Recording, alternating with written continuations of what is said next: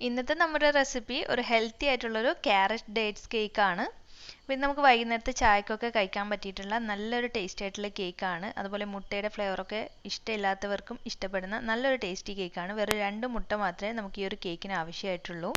അപ്പോൾ ഞാൻ ഈ ഒരു കേക്ക് എങ്ങനെ ഉണ്ടാക്കിയെടുത്തതെന്ന് നോക്കാം. അതിന് മുമ്പായിട്ട് ചാനൽ ഇതുവരെ സബ്സ്ക്രൈബ് ചെയ്യാതെ കാണുന്ന കൂട്ടുകാരാരെങ്കിലും ഉണ്ടെങ്കിൽ നിങ്ങൾക്ക് വീഡിയോസ് ഇഷ്ടമാണെങ്കിൽ ഒന്ന് സബ്സ്ക്രൈബ് ചെയ്ത് സപ്പോർട്ട് ചെയ്യണേ. അപ്പോൾ നമുക്ക് ആദ്യം ഒന്ന് കാരമലൈസ് ചെയ്തെടുക്കാം. ഷുഗർ ഏകദേശം ഒരു 1/2 കപ്പ് പഞ്ചസാര ഞാനിവിടെ ഒരു കട്ടിയുള്ള പാനിലേക്ക് ഇട്ട് കൊടുത്തിട്ടുണ്ട്. എന്നിട്ട് ഇത് ഇളക്കി കൊടുക്കുക, അല്ലെങ്കിൽ ഇതുപോലെ ഒന്ന് പാൻ ഒന്ന് ചുറ്റിച്ചു കൊടുത്തിട്ട് ഇത് നന്നായിട്ടൊന്ന് മെൽട്ടാക്കി എടുക്കണം. മെൽട്ടായി വരുമ്പോൾ ഇതിൻ്റെ കളർ മാറി വരുന്നതായിട്ട് കാണാം. കണ്ടില്ലേ, ഇതുപോലെ ചെറുതായിട്ട് ഗോൾഡൻ കളറാവും. അതിനുശേഷം കുറച്ചുകൂടി ഒന്ന് ഡാർക്കായിട്ട് വരും. അപ്പോൾ ഇത് കരിച്ചെടുക്കുമ്പോൾ നിങ്ങൾ പ്രത്യേകം ശ്രദ്ധിക്കുക, ഒരുപാട് അങ്ങ് ഡാർക്ക് കളറാവാൻ നിൽക്കരുത്. ഈ ഒരു രീതിയിൽ തന്നെ മതിയാവും. ചെറുതായിട്ടൊന്ന് ബബിൾസ് വരുന്നുണ്ടല്ലോ, ഈ ഒരു സ്റ്റേജിൽ നമുക്ക് 1/2 കപ്പ് നല്ല ചൂടുള്ള വെള്ളം ഇതിലേക്ക് ഒഴിച്ചു കൊടുക്കാം. വെള്ളം ഒഴിക്കുമ്പോൾ ശ്രദ്ധിക്കുക, കുറച്ച് ബാക്കോട്ട് മാറി നിന്നിട്ട് വേണം ഒഴിച്ചു കൊടുക്കാനായിട്ട്. ഇത് പുറത്തേക്ക് തെറിക്കാനുള്ള ചാൻസ് ഉണ്ട്. അപ്പോൾ ഇതിങ്ങനെ കട്ട കെട്ടിയതായിട്ട് കാണാം വെള്ളം ഒഴിച്ചതിന് ശേഷം. അത് നമുക്ക് ഹൈ ഫ്ലെയിമിൽ വെച്ചിട്ട് കുറച്ച് സമയം ഒന്ന് തിളപ്പിച്ചാൽ ഈ ഒരു രീതിയിൽ വരും. നമുക്കപ്പോൾ ഫ്ലെയിം ഓഫ് ചെയ്ത് തണുക്കാനായിട്ട് മാറ്റി വെക്കാം. ഇനി നമുക്കൊരു 1/4 കപ്പ് പഞ്ചസാര എടുത്തിട്ട് ഒന്ന് മിക്സിയുടെ ചെറിയ ജാറിൽ പൊടിച്ചെടുക്കണം. അതിൻ്റെ കൂട്ടത്തിൽ ഒരു 2 ഏലക്കയും അതുപോലെ ചെറിയൊരു പീസ് പട്ടയും കൂടി ഇട്ട് കൊടുക്കുന്നുണ്ട്. എന്നിട്ട് നല്ല ഫൈനായിട്ട് പൊടിച്ചെടുക്കാം. നമ്മൾ പ്ലം കേക്കൊക്കെ ചെയ്യുന്ന പോലെ തന്നെയാണ് ഏകദേശം ഇതിൻ്റെ കാര്യങ്ങളൊക്കെ. പ്ലം കേക്ക് മുന്നേ റെസിപ്പീസ് അപ്ലോഡ് ചെയ്തിട്ടുണ്ട്, അപ്പോൾ കാണാത്തവരൊന്ന് കണ്ടു നോക്കുക. ഇനി നമുക്കിതിലേക്കുള്ള ക്യാരറ്റ് വേണം, 2 മീഡിയം സൈസ് ക്യാരറ്റ്. അപ്പോൾ ഇത് ഗ്രേറ്റ് ചെയ്തപ്പോൾ ഏകദേശം ഒരു കപ്പോളം ഉണ്ടായിരുന്നു ക്യാരറ്റ് ഗ്രേറ്റ് ചെയ്തത്. അതുപോലെ തന്നെ ഒരു 1/2 കപ്പോളം അളവിൽ നമ്മുടെ ഈത്തപ്പഴം എടുത്തിട്ടുണ്ട്, ചെറിയ ചെറിയ പീസായിട്ട് കട്ട് ചെയ്തെടുത്തതാണ്. അതുപോലെ നമുക്ക് ഡ്രൈ ഫ്രൂട്ട്സും നട്ട്സൊക്കെ ഇഷ്ടമുള്ളതുപോലെ ചേർത്ത് കൊടുക്കാം. ഞാനിപ്പോൾ കുറച്ച് കാഷ്യൂനട്ടും അതുപോലെ തന്നെ കറുത്ത മുന്തിരിയാണ്, ഉണക്കമുന്തിരി ഉണ്ടല്ലോ, അതുകൂടിയാണ് ചേർത്ത് കൊടുക്കുന്നത്. അപ്പോൾ അത് നിങ്ങൾ താല്പര്യത്തിനനുസരിച്ച് ചേർത്ത്. പിന്നെ ഒരു 2 ടേബിൾ സ്പൂണോളം മൈദമാവിൽ ഇതൊന്ന് കോട്ട് ചെയ്തെടുക്കുന്നുണ്ട്. അപ്പോൾ നമ്മളിപ്പോൾ കേക്ക് ബേക്കായി വരുന്ന സമയത്ത് എല്ലാം കൂടി അടിവശത്ത് പോയി നിൽക്കാതെ എല്ലായിടത്തും ഒരുപോലെ വരാൻ വേണ്ടിയിട്ടാണ് അങ്ങനെ ചെയ്യുന്നത്. ഇനി ഡ്രൈ ഇൻഗ്രീഡിയൻസ് അരിക്കാനായിട്ട് ഒരു അരിപ്പയിലേക്ക് 1 കപ്പ് മൈദമാവ് ഇട്ട് കൊടുത്തിട്ടുണ്ട്. അതിലേക്ക് 1 ടീസ്പൂൺ ബേക്കിംഗ് പൗഡറും അതുപോലെ തന്നെ 1/4 സ്പൂണോളം ബേക്കിംഗ് സോഡയും ഒരു നുള്ളു ഉപ്പും കൂടി ചേർത്തിട്ട് നന്നായിട്ടൊന്ന് അരിച്ചെടുക്കുന്നുണ്ട്. അപ്പോൾ നിങ്ങൾ ബേക്കിംഗ് പൗഡറും ബേക്കിംഗ് സോഡയൊക്കെ എടുക്കുമ്പോൾ ഒരുപാട് പഴക്കമുള്ളത് എടുക്കാതെ ഇരിക്കുക. നിങ്ങൾ ഓപ്പൺ ചെയ്ത് കുറേ കാലത്തിന് ശേഷം പിന്നീട് യൂസ് ചെയ്യുമ്പോൾ അത്രയ്ക്ക് അങ്ങ് നമുക്ക് അതിൻ്റെ എഫക്റ്റ് കിട്ടില്ല. അപ്പോൾ ഇത് നന്നായിട്ട് അരിച്ചെടുത്തിട്ട് ഒന്നുകൂടി ഒന്ന് ഈ ഒരു വിസ്ക് വെച്ചിട്ട് മിക്സ് ചെയ്യുന്നുണ്ട്. അപ്പോൾ ഈ ഒരു സമയത്ത് തന്നെ ഞാനിവിടെ കുക്കറിലാണ് കേക്ക് ബേക്ക് ചെയ്യാനായിട്ട് പോകുന്നത്. അപ്പോൾ കുക്കർ ഇവിടെ റെഡിയാക്കി വെച്ചിട്ടുണ്ട്. ഒരു 6 ഇഞ്ച് ഇത് വലുപ്പത്തിലുള്ളൊരു കുക്കറാണ്. അടിയിൽ ബട്ടർ പേപ്പറും സൈഡിലൊക്കെ ഒന്ന് ഓയിൽ സ്പ്രെഡ് ചെയ്തിട്ടുണ്ട്. നമുക്കൊരു വലിയ ബൗൾ എടുത്തിട്ട് അതിലേക്ക് ഒരു 2 കോഴിമുട്ട പൊട്ടിച്ച് ഒഴിച്ച് കൊടുക്കാം. നമുക്ക് ഈ ഒരു 2 കോഴിമുട്ടയെ ഈ ഒരു കേക്കിന് ആവശ്യമുള്ളൂ. അപ്പോൾ അതിലേക്ക് മുട്ടയുടെ ഫ്ലേവറൊക്കെ ഒന്ന് പോകാൻ വേണ്ടിയിട്ട് കുറച്ച് വാനില എസൻസ് കൂടി ഒഴിച്ച് കൊടുക്കുന്നുണ്ട്. അപ്പോൾ അതില്ലെങ്കിൽ കുഴപ്പമൊന്നുമില്ല, കാരണം നമ്മൾ ഇതിൽ പട്ടയൊക്കെ ചേർത്തതുകൊണ്ട് തന്നെ മുട്ടയുടെ ചൊവയൊന്നും അങ്ങനെ വരില്ല.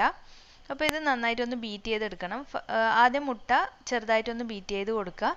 അതിനുശേഷം നമ്മൾ നേരത്തെ പൊടിച്ച് വെച്ചിരുന്നല്ലോ ഏലക്കയും അതുപോലെ പട്ടയും ചേർത്തിട്ടുള്ള പഞ്ചസാര, 1/4 കപ്പ് പഞ്ചസാര, ആ ഒരു മിക്സ് ഇതിലേക്ക് ചേർത്ത് കൊടുക്കുക. എന്നിട്ട് നല്ല ഫ്ലഫി ആയി വരുന്നത് വരെ ഒന്ന് ബീറ്റ് ചെയ്തെടുക്കുക. അപ്പോൾ നമ്മൾ എടുക്കുന്ന ബൗളും അതുപോലെ ബീറ്ററിൻ്റെ ബ്ലേഡൊക്കെ നല്ല ക്ലീൻ ആയിട്ട് ഇരുന്നാലാണ് നമുക്ക് ഇതുപോലെ നല്ല വൈറ്റ് കളറിൽ ഫ്ലഫി ആയിട്ട് മുട്ട പതപ്പിച്ചെടുക്കാനായിട്ട് സാധിക്കൂ. മിക്സിയിൽ വേണമെങ്കിൽ നിങ്ങൾക്ക് ചെയ്യാം, പക്ഷെ മിക്സിയിൽ ചെയ്യുമ്പോൾ ഇത്രയും നമുക്ക് ചെറിയൊരു പെർഫെക്ഷൻ്റെ കുറവുണ്ടാവും. അത്രയേ ഉള്ളൂ. മിക്സിയിൽ ട്രൈ ചെയ്യുന്നവർക്ക് അങ്ങനെയും ചെയ്യാം. ഇനി ഇതിലേക്ക് ഒരു 1/2 കപ്പ് സൺഫ്ലവർ ഓയിൽ ഒഴിച്ച് കൊടുക്കുന്നുണ്ട്. എന്നിട്ട് ചെറുതായിട്ടൊന്ന് ബീറ്റ് ചെയ്യുക, ലോ സ്പീഡിലിട്ട് ഒന്നങ്ങ് ബീറ്റ് ചെയ്തെടുക്കുക. അതിനുശേഷം നമ്മൾ നേരത്തെ തയ്യാറാക്കി വെച്ചിരിക്കുന്ന ഈ ഒരു കാരമലൈസ് ചെയ്ത ഷുഗർ ഉണ്ടല്ലോ, അത് ഇതിലേക്ക് ചേർത്ത് കൊടുക്കാം. അപ്പോൾ ഏകദേശം ഒരു 1/2 കപ്പ് ഷുഗർ കാരമലൈസ് ചെയ്തതാണ് അതിൽ ചേർത്തിട്ട് ലോ സ്പീഡിൽ തന്നെയാണ് ബീറ്റ് ചെയ്തെടുക്കുന്നത്. ഇനി നമുക്ക് ബീറ്ററിൻ്റെ ആവശ്യമില്ല, നമ്മളൊരു വിസ്കോ അല്ലെങ്കിൽ സ്പാച്ചുലോ വെച്ചിട്ടാണ് മിക്സ് ചെയ്യേണ്ടത്. കുറേശ്ശെ മൈദമാവ്, അതായത് മൈദയും ബേക്കിംഗ് പൗഡറും ബേക്കിംഗ് സോഡയും കൂടിയത് ഇതിലേക്ക് ഇട്ടിട്ട് ഇതുപോലെ കട്ട കെട്ടാതെ ഇളക്കിയെടുക്കാം. ഞാൻ വീഡിയോ ഫാസ്റ്റായിട്ട് കാണിക്കുന്നതാണ്, വളരെ സ്ലോയിൽ വേണം നിങ്ങൾ ചെയ്തെടുക്കാനായിട്ട്. അപ്പോൾ മിക്സ് ചെയ്യൽ കഴിഞ്ഞിട്ടുണ്ട്. ഇനിയിപ്പോൾ ഇതിലേക്ക് നമ്മൾ നേരത്തെ മിക്സ് ചെയ്ത് വെച്ചില്ലേ, മൈദയിൽ കോട്ട് ചെയ്ത് വെച്ചിട്ടുള്ള ക്യാരറ്റും അതുപോലെ ഡേറ്റ്സും നട്ട്സും കൂടിയുള്ളത് ഇതിലേക്ക് മിക്സ് ചെയ്ത് കൊടുക്കുക. അപ്പോൾ ഇതും നമ്മൾ വളരെ ശ്രദ്ധിച്ച് വേണം മിക്സ് ചെയ്യാനായിട്ട്. പെട്ടെന്ന് കുത്തി ഇളക്കാതെ ഇതുപോലെ ഒരേ ഡയറക്ഷനിൽ ഇട്ടിട്ട് വേണം മിക്സ് ചെയ്ത് കൊടുക്കാനായിട്ട്. അപ്പോൾ നമ്മുടെ ബാറ്റർ ഇവിടെ റെഡി ആയിട്ടുണ്ട്. ഇനി നമുക്കിതൊന്ന് ബേക്ക് ചെയ്തെടുക്കണം. ഞാനിപ്പോൾ കുറച്ച് സമയം ഒരു 5 മിനിറ്റോളം കുക്കർ ഒന്ന് ചൂടാനായിട്ട് വെച്ചിട്ടുണ്ടായിരുന്നു. അപ്പോൾ കുക്കർ വെക്കുമ്പോൾ അടിയിലൊരു പഴയൊരു നോൺ സ്റ്റിക്കിൻ്റെ തവ വെച്ചിട്ട് അതിൻ്റെ മുകളിലാണ് വെച്ച് കൊടുത്തിട്ടുള്ളത്. അപ്പോൾ നിങ്ങൾ എടുക്കുന്ന കുക്കർ ഇതിനേക്കാൾ കുറച്ച് വലിയ കുക്കറാണെങ്കിൽ, ഒരു 8 ഇഞ്ച് 9 ഇഞ്ചൊക്കെയുള്ള കുക്കറാണെങ്കിൽ ഞാനിപ്പോൾ പറയുന്ന ബേക്കിങ്ങിൻ്റെ സമയം കുറച്ചുകൂടി കുറഞ്ഞു കിട്ടും. അപ്പോൾ ഞാനിത് ഹൈറ്റിൽ കിട്ടാൻ വേണ്ടിയിട്ടാണ് ഒരു 6 ഇഞ്ചുള്ള കുക്കറിൽ ചെയ്തെടുക്കുന്നത്. അപ്പം മുകളിൽ കുറച്ച് കാഷ്യൂനട്ട് വെച്ച് കൊടുത്തിട്ടുണ്ട്. വിസിലൊക്കെ മാറ്റിയിട്ടുണ്ട്. അതുപോലെ വാഷർ മാറ്റിയിട്ടില്ല. വാഷർ മാറ്റിയിട്ട് ചെയ്താലും കുഴപ്പമൊന്നുമില്ല. കുറച്ചുകൂടി ടൈം കൂടുതലായിട്ട് തോന്നിയിട്ടുണ്ട്. അപ്പോൾ ഞാനിവിടെ ലോ ഫ്ലെയിമിൽ, വളരെ ലോ ഫ്ലെയിമിൽ, ആദ്യം 10 മിനിറ്റ് മീഡിയം ഫ്ലെയിമിലും പിന്നെ ലോ ഫ്ലെയിമിൽ ഒരു 50 മിനിറ്റോളം ബേക്ക് ചെയ്തിട്ടുണ്ട്. അപ്പോൾ കണ്ടില്ലേ, നല്ല പെർഫെക്റ്റ് ആയിട്ട് ബേക്കായി വന്നിട്ടുണ്ട്. നമുക്കിങ്ങനെ തൊട്ട് നോക്കിയാൽ തന്നെ മനസ്സിലാവും. സൈഡൊക്കെ നല്ല രീതിയിൽ വെന്ത് വന്നു. അതുപോലെ നടുഭാഗത്ത് ഇതുപോലെ എന്തെങ്കിലും വെച്ചൊന്ന് കുത്തി നോക്കുക. അപ്പോൾ അതിൽ മാവ് ഒട്ടിപ്പിടിക്കുന്നില്ലെങ്കിൽ ബേക്കായി എന്നാണ് അർത്ഥം. ഞാൻ തണുത്തതിന് ശേഷം കുക്കറിൽ നിന്ന് മാറ്റി കൊടുക്കുകയാണ്. അപ്പോൾ ബേക്കിംഗ് ടൈം നിങ്ങളെടുക്കുന്ന കുക്കറിനും അതുപോലെ തന്നെ ഗ്യാസിൻ്റെ ഫ്ലെയിമിനൊക്കെ അനുസരിച്ച് ചെറിയ വ്യത്യാസങ്ങളൊക്കെ വരും. എന്തായാലും ഒരു 40 മിനിറ്റൊക്കെ കഴിഞ്ഞാൽ നിങ്ങളൊന്ന് ചെക്ക് ചെയ്ത് നോക്കുക. എന്നിട്ട് ബേക്ക് ആയിട്ടില്ലെങ്കിൽ കുറച്ച് സമയം കൂടി വെച്ച് കൊടുത്താൽ മതിയാവും. ഇപ്പോൾ കണ്ടില്ല, അടിവശം ഒന്നും ഒട്ടും കരിഞ്ഞിട്ടൊന്നുമില്ല. അതുപോലെ നമ്മൾ ഇട്ട് കൊടുത്ത ഡേറ്റ്സും മുന്തിരിയൊക്കെ മുഴുവനായിട്ട് താഴത്ത് വന്ന് നിന്നിട്ടൊന്നുമില്ല. എല്ലായിടത്തും ഒരുപോലെ വന്നിട്ടുണ്ട്. അപ്പോൾ വളരെ സിമ്പിളാണ്, എല്ലാവർക്കും ട്രൈ ചെയ്യാൻ പറ്റുന്ന നല്ലൊരു കേക്ക് തന്നെയാണ്. പിന്നെ ഒരു കാര്യം എന്ന് വെച്ചാൽ നന്നായി തണുത്തതിന് ശേഷം കട്ട് ചെയ്ത് കഴിക്കുന്നതായിരിക്കും ടേസ്റ്റ്. പിറ്റേ ദിവസമൊക്കെ കഴിക്കുമ്പോൾ നല്ല ടേസ്റ്റ് ആയിരിക്കും ഉണ്ടാക്കിയതിൻ്റെ പിറ്റേ ദിവസം. പിന്നെ ഒരാഴ്ച വരെയൊക്കെ നമുക്കിത് സ്റ്റോർ ചെയ്ത് വെക്കാനും പറ്റും. അപ്പോൾ ഇതിൻ്റെ വെയിറ്റ് നോക്കിയപ്പോൾ 768 ഗ്രാം ഉണ്ടായിരുന്നു.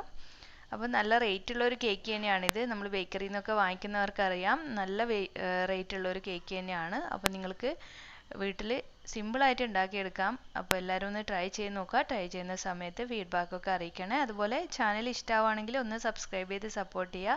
അതുപോലെ ഈ ഒരു വീഡിയോ ഇഷ്ടമായിട്ടുണ്ടെങ്കിൽ ഒന്ന് ലൈക്ക് ബട്ടൺ ഒന്ന് പ്രസ് ചെയ്യുക. പിന്നെ മറ്റുള്ളവർക്ക് എത്തിക്കാനായിട്ട് ഒന്ന് ഷെയർ ചെയ്യുകയും ചെയ്യണേ. അപ്പോൾ ഇനി മറ്റൊരു നല്ല വീഡിയോ ആയിട്ട് വരുമ്പോഴേക്കും താങ്ക്